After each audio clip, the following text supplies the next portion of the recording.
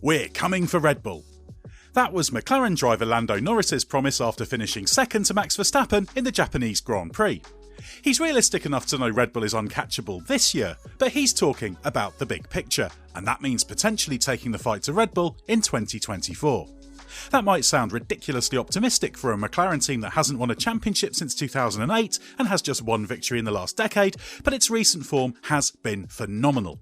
McLaren came into 2023 seemingly in disarray and struggled in the first 8 races of the season. It scored a paltry 17 points, and the promises of upgrades around the corner that would transform its form and potentially catapult it towards the front seemed ludicrously optimistic, perhaps even hubristic. Then something remarkable happened. It introduced a major upgrade for the 9th race of the season in Austria, initially only on Lando Norris's car, and it started to score heavily. Podium finishes followed, peaking with Norris and Oscar Piastri taking 2nd and 3rd in the Japanese Grand Prix. In the last 7 races, McLaren is the 2nd highest point scorer, racking up a massive 143 points. To leap from also ran to contender is unprecedented in recent F1 history when progress up the competitive order can be glacial. And it's all thanks to the major Austria upgrade and the subsequent evolutions. This has transformed McLaren from a sleeping giant on the brink of sliding back into perpetual slumber after its progress of recent years stalled, into one that has now built serious momentum. The key to on-track performance in Formula 1 is always technical development. McLaren has pushed on with upgrades since its Austria overhaul. The 3rd and final major development for the season was introduced in the Singapore Grand Prix that preceded Suzuka. This included revised front wing end plates, a new sidepod inlet, mirror mounting and halo furniture to work in conjunction with a new bodywork shape for the engine cover and sidepod that introduced a wider waterslide. Most importantly, there was also what was described as a fully revised floor, including updated fences, floor edge and diffuser, as well as other small detail updates. This was all aimed at optimising the aerodynamic development potential made possible by the sidepod design introduced in Austria. It also followed the introduction of a new lower drag rear wing in practice for the Dutch Grand Prix after the August break. As Norris put it, this was to help with aerodynamic load, cornering speeds, consistency, tyre wear and traction. So that's basically all the key performance areas of an F1 car. It was reckoned to be worth as much as 0.4 of a second in lap time. It certainly impressed our resident race-winning ex-F1 technical director Gary Anderson, the modifications to the floor in particular. He characterises the changes to the fences at the front of the floor as being all about not having to work so hard to get the desired airflow thanks to the improvement of the airflow structures coming off the front wing. That leaves more energy in the airflow to create downforce. Further back, the floor edges were modified to create more of what Gary describes as a dimmer switch effect in the way the floor edges are sealed. While having a binary switch whereby the underfloor is fully sealed can create more downforce, having something that's slightly more progressive and gives away a little of that downforce will be far more consistent, and that's what you want to avoid the risk of porpoising or bottoming out. On the previous version, the floor edge airflow trip was very abrupt and fairly short. The new version is longer and more in line with the floor edge profile, meaning that it will have more influence on the airflow going under the floor edge. This means that, in effect, it extracts more of the upper surface flow through the small slot gap. This flow is then pulled around the outside of the rear tyre as the tyre displaces the air between itself and the track surface. Despite the main gains being in the slower corners, Gary Anderson anticipated this package would work well at Suzuka.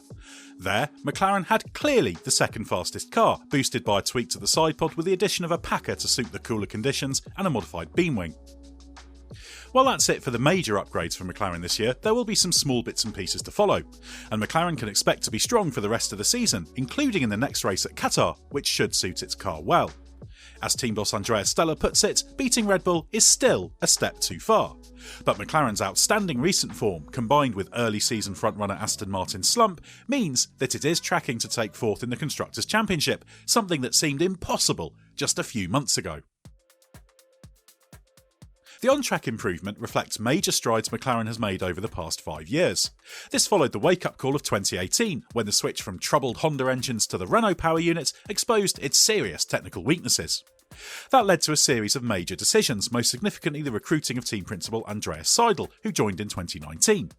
He pushed for the switch to Mercedes engines, the commissioning of a new state-of-the-art wind tunnel, and a new driver-in-the-loop simulator. The wind tunnel will have an impact on 2024 development and represents a big step forward both in technology and convenience compared to the Toyota Motorsport facility in Germany McLaren has been reliant on for more than a decade.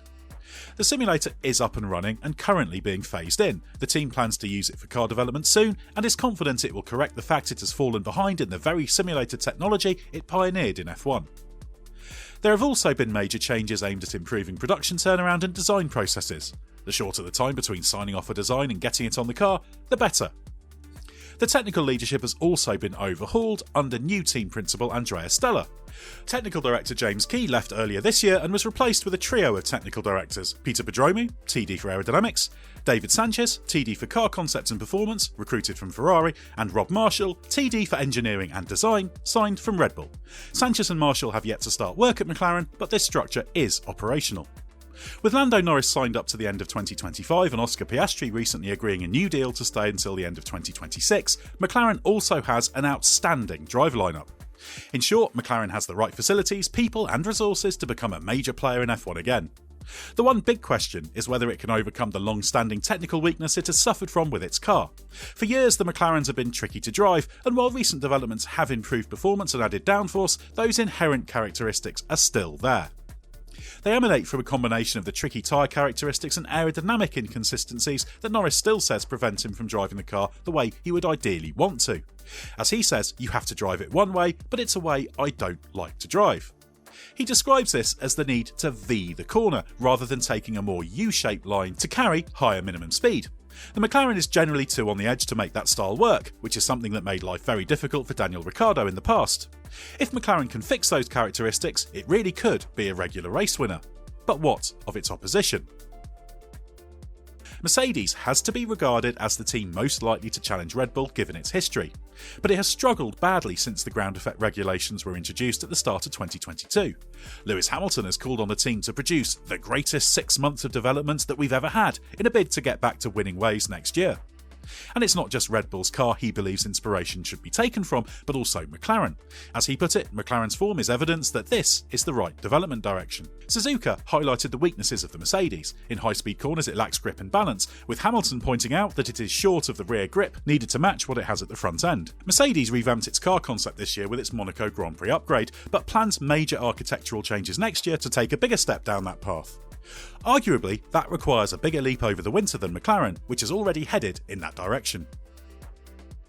Ferrari is the only team other than Red Bull to win a race this year, and despite a championship drought that stretches back to 2008, so just as long as McLaren's, it has the resources to be a title threat. Its car has been dogged by inconsistency this year and has shown a tendency to work the tyres too hard. Generally, it's been at its best at tracks with short duration corners such as Montreal, Singapore and Monza. Major changes are promised for next season with what head of chassis area Enrico Cardile calls a brand new car. This is expected to switch to the Red Bull concept and will require some major architectural changes in terms of the monocoque and suspension. So like Mercedes, Ferrari arguably requires a big change of direction to a route McLaren has already moved to. While Aston Martin has slumped in the second half of the season, transforming from podium regular to minor points scrapper, it can't be counted out for 2024.